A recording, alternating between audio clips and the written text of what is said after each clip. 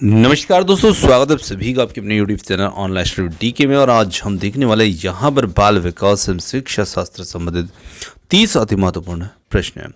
दोस्तों ये प्रश्न आपको आने वाले आपकी एमपीटेट, सीटेट, यूपीटेट और यदि और किसी अन्य टेट एग्जाम की तैयारी में आप लगे हैं तो निश्चित रूप से ये प्रश्न आपके लिए काफ़ी हेल्पफुल रहेंगे। तो चलिए बढ़ते हैं आज के हमारे बाल विकास एवं शिक्षा शास्त्र के 30 अति महत्वपूर्ण प्रश्नों के प्रैक्टिस सेट की ओर। तो सबसे फर्स्ट क्वेश्चन की ओर बढ़ते हैं और सबसे फर्स्ट क्वेश्चन यहाँ पर आता है, एक भावनात्मक रूप से संतुलित छात्र। देखिए, जब एक विद्यार्थी जो है भावनात्मक रूप से यदि संतुलित है तो उसके अंदर क्या गुण, क्या लक्षण हमें नजर आते हैं। कक्ष में अपने सहपाठियों से मैत्रीपूर्ण सहसंबंध रखता है, और बी है यहाँ पर कक्षा में अपने सहपाठियों से प्रभावी अंतर्क्रिया नहीं करता, वह नवीन विचारों में कोई योगदान नहीं देता, या फिर डी है सहपाठियों के द्वारा दिए गए विचारों का सम्मान नहीं करता।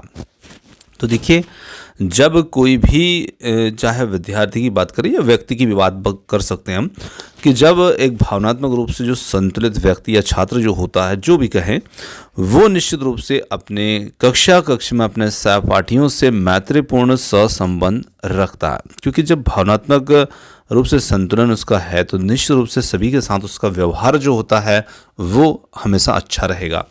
तो ए विकल्प इसके लिए यहाँ पर सही उत्तर होगा। चलिए, बहुत अच्छा प्रश्न था। आगे बढ़ते हैं अगले प्रश्न की ओर। व्यवहारगत संवेगात्मक पहलू निम्नलिखित में से संबंधित होता है। तो यहाँ पर व्यवहारगत संवेगात्मक पहलू निम्नलिखित में से संबंधित होता है। सीखने के संज्ञानात्मक पक्ष से, सीखने के भावात्मक पक्ष से, सीखने के क्रियात्मक पक्ष से, या फिर डी है सीखने के मनोवैज्ञानिक पक्ष से। तो देखिए, व्यवहारगत संवेगात्मक पहलू निम्नलिखित से संबंधित जो होता है, तो यहाँ पर हम कह सकते हैं कि जो संवेगात्मक पहलू होगा वो निश्चित रूप से यहाँ पर होगा विकल्प नंबर बी, सीखने के भावात्मक पक्ष से, और बी विकल्प जो होगा वो इसके लिए एकदम सही होगा। चलिए आगे देखें अगले प्रश्न को। एक शिक्षिका का भावनात्मक बुद्धि लब्धांक ऊंचा है, इसका तात्पर्य है कि, तो देखिए, जब एक शिक्षिका है और जिसका भावनात्मक बुद्धि लब्धांक ऊंचा है तो उसका तात्पर्य क्या होगा, वह उच्च बुद्धि वाली है, या फिर उच्च अनुशासन प्रिय है, वह हास परिहास वाली, या फिर वह संतुलित व्यवहार रखती है। तो देखिए, जहां पर एक शिक्षिका का भावनात्मक बुद्धि लब्धांक ऊंचा होगा तो इसका मतलब होगा कि उनका व्यवहार जो होगा वो एक संतुलित व्यवहार होगा, और इसके लिए डी विकल्प इसके एकदम सही है। आगे बढ़ते हैं। संवेग की उत्पत्ति रिक्त स्थान से होती है। संवेग की उत्पत्ति जो होती है वो किससे होती है? आदत से, मूल प्रवृत्ति, शारीरिक विकास, संप्रतियों का निर्माण।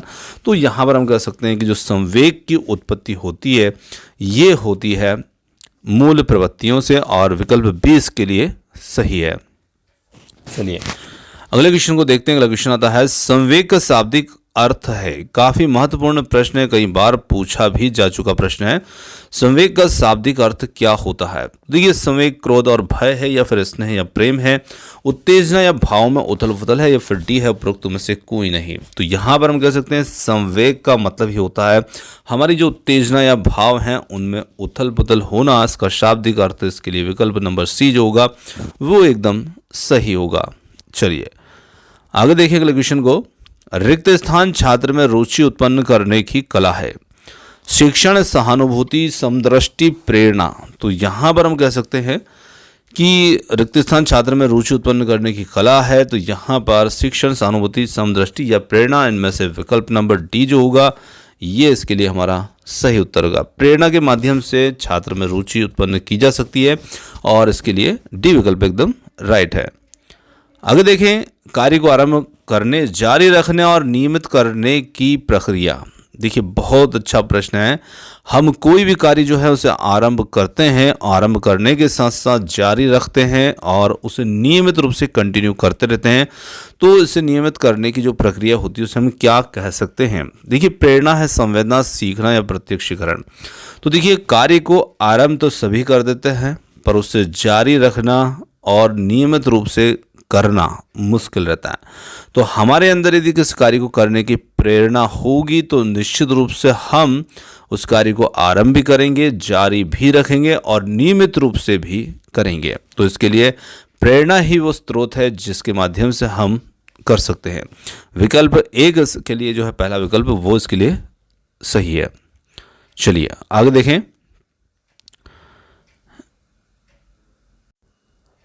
एक व्यक्ति के जीवन में नाम व प्रशंसा कमाने की इच्छा किस प्रकार का अभिप्रेरक है? आंतरिक अभिप्रेरक, बाह्य अभिप्रेरक, दैहिक अभिप्रेरक या फिर मनोवैज्ञानिक अभिप्रेरक? तो देखिए, एक व्यक्ति के जीवन में नाम प्रशंसा कमाने की जो इच्छा है किस प्रकार का अभिप्रेरक है, तो वो एक आंतरिक अभिप्रेरक होगा और विकल्प ए इसके लिए सही होगा। आगे बढ़ते हैं अगले क्वेश्चन की ओर। अगला क्वेश्चन आता है, सीखने के वे कौन से कारक हैं जो सीखने को प्रभावित करते हैं? तो यहाँ पर शिक्षार्थी के शारीरिक व मानसिक स्वास्थ्य, प्रेरणा और उपलब्धि का अभिप्रेरण स्तर, उत्सुकता, इच्छा शक्ति, और डी है उपरोक्त सभी। तो यहाँ पर हम कह सकते हैं सीखने के वे कौन कौन से कारक हैं जो सीखने को प्रभावित करेंगे, तो यहाँ पर वो सभी कारक के रूप में विकल्प डी होगा, जिसमें ये सभी कारक जो हैं वो सीखने को प्रभावित करते हैं। विकल्प डी इसके लिए एकदम सही है। आगे बढ़ते हैं, वह स्मरण शक्ति जिसके द्वारा याद की गई सामग्री को बिना किसी जोड़ तोड़ के उसी रूप में पुनः पेश करने को हम क्या कहेंगे? तो देखिए, वो स्मरण शक्ति, जैसे आपको कुछ बताया गया है, सिखाया गया है और आप उसको बिना जोड़े तोड़े वापस पुनः उसी रूप में पेश कर सकें, तो हम उसे क्या कहेंगे? पूरी स्मरण शक्ति, रटने की स्मरण शक्ति, श्रेष्ठ स्मरण शक्ति, या फिर डी है ये सभी। तो यहाँ पर हम कह सकते हैं कि वो स्मरण शक्ति जो होती है वो एक श्रेष्ठ स्मरण शक्ति होगी और विकल्प सी इसके लिए सही होगा। हालांकि हम 100% ऐसा नहीं कर सकते हैं, पर श्रेष्ठ सामग्री स्मरण शक्ति हम कह सकते हैं। एक अच्छी स्मृति की विशेषताएं होती है शीघ्र पुनः स्मरण, शीघ्र पहचान, अच्छी धारणा। तो देखिए, अच्छी स्मृति की ये सभी पहचान होती है जिसमें शीघ्र स्मरण करने की क्षमता हो, शीघ्र पहचान भी हो, अच्छी धारणा भी हो, सब कुछ इसमें होता है। विकल्प डी इसके लिए सही है। आगे बढ़ते हैं अगले प्रश्न की ओर। बच्चों को सीखने की प्रक्रिया में प्रगति तब हो सकती है जब हम उसकी प्रगति के नियमित रूप से जांच करें। बच्चों की प्रगति को नियमित रूप से जांचने के साथ साथ सुधारात्मक कदम उठाएं। सी है बच्चों को नियमित रूप से गृह कार्य दें, और डी है बच्चों के लिए नियमित रूप से गतिविधियां आयोजित कराएं।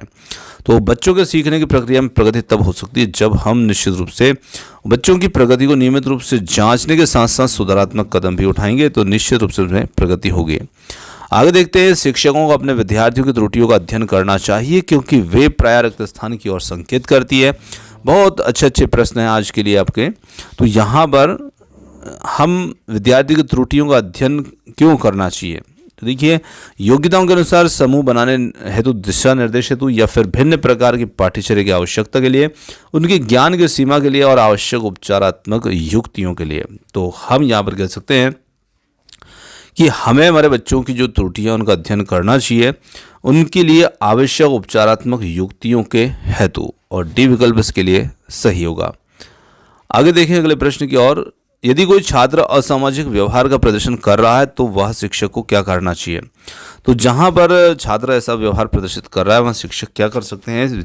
छात्र को शारीरिक दंड देना चाहिए, उसके व्यवहार के कारण जानना चाहिए, उसे उपदेश देना चाहिए, उसे कक्षा से बाहर निकाल देना चाहिए। तो यहाँ पर हम कह सकते हैं उसके व्यवहार का कारण जानने की कोशिश करना चाहिए, और बी विकल्प जो होगा वो इसके लिए एकदम सही होगा। तो यहाँ पर हम बी विकल्प की बात इसमें कर सकते हैं। आगे बढ़ते हैं अगले प्रश्न की ओर। अगला प्रश्न आता है, यदि कोई बच्चा विद्यालय में हमेशा देर से पहुंचता है तो आप क्या करेंगे? उसे डांटेंगे ताकि वह गलती दोबारा ना दोहराए, प्रधानाचार्य को बताएंगे, उसके माता पिता से संपर्क करेंगे, डी है बच्चे से बातचीत करके उसके कारण को जानने का प्रयास करेंगे। तो निश्चित रूप से यदि बच्चा विद्यालय हमेशा देरी से पहुंच रहा है तो निश्चित रूप से हम बच्चे से बातचीत करके उसका कारण जानने की प्रयास करेंगे, और डी विकल्प इसके लिए एकदम सही है। चलिए आगे बढ़ते हैं अगले प्रश्न की ओर। अगला प्रश्न आता है, यदि आपकी कक्षा का कोई बच्चा प्राय चुप रहता है तो आप क्या करेंगे? तो हम यहाँ पर क्या कर सकते हैं?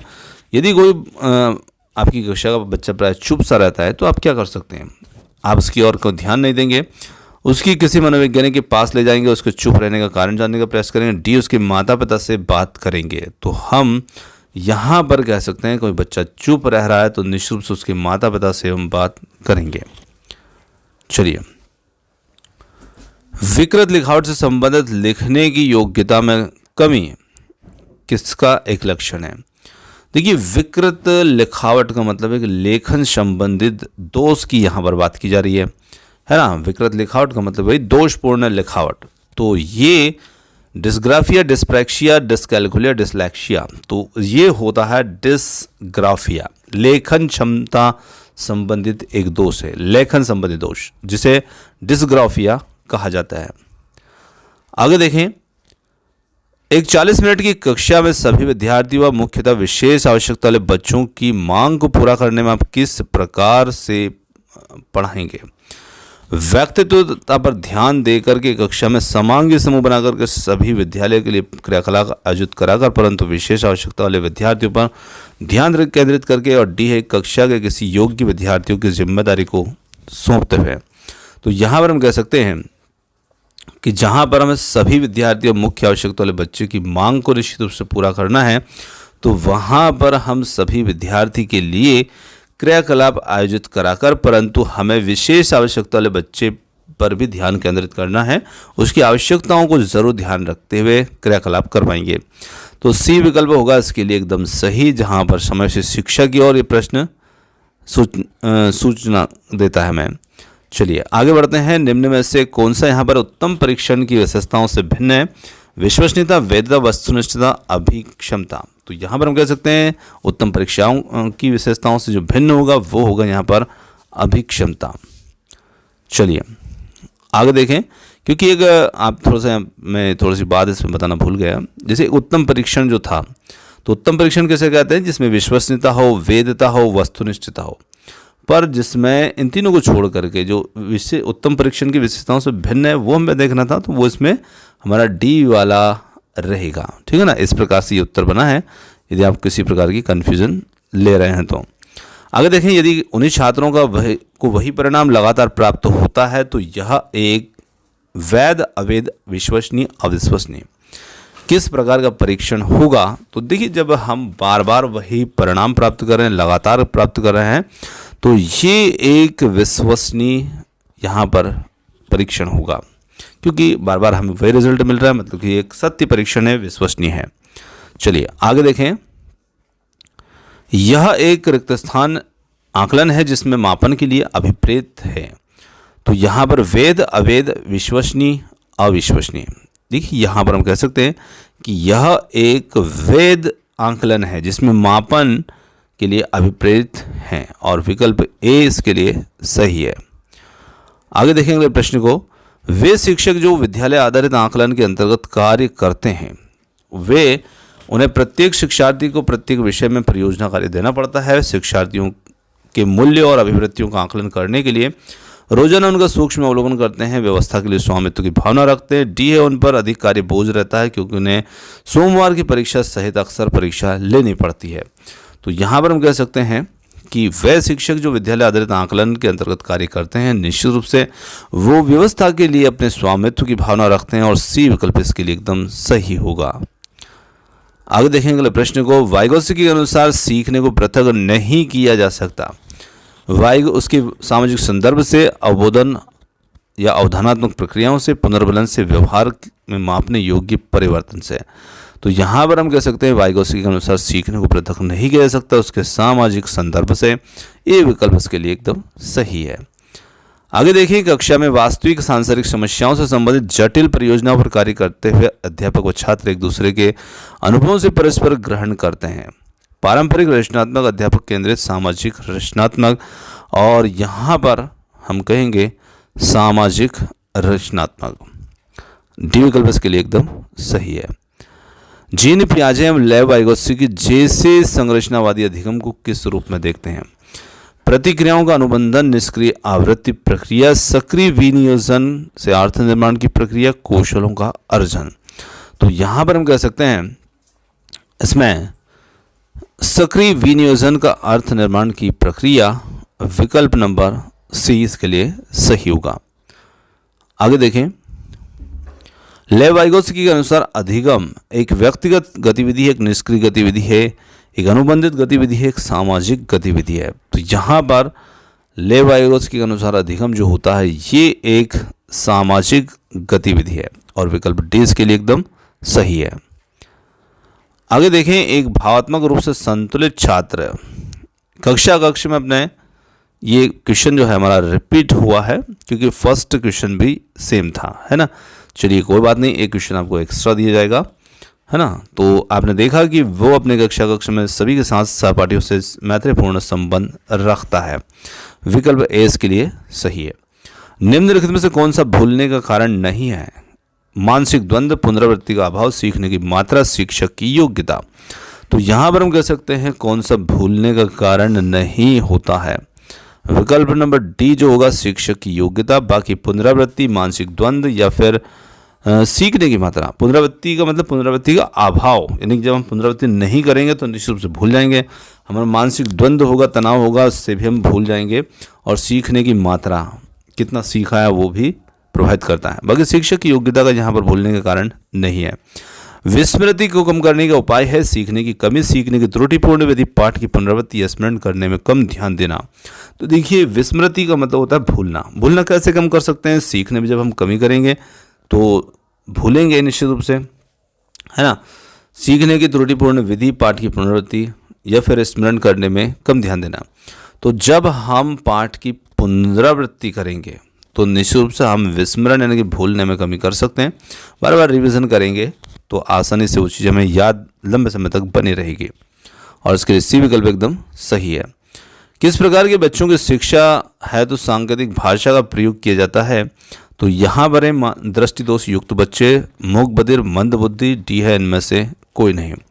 तो यहाँ पर हम कह सकते हैं इसमें किस प्रकार के बच्चों की शिक्षा है तो सांकेतिक भाषा का प्रयोग किया जाता है। और यहाँ पर होगा विकल्प बी, मूक बधिर, इसके लिए एकदम सही होगा। अब बढ़ते हैं हम एक लास्ट क्वेश्चन की ओर, जो कि क्वेश्चन रिपीट हुआ था।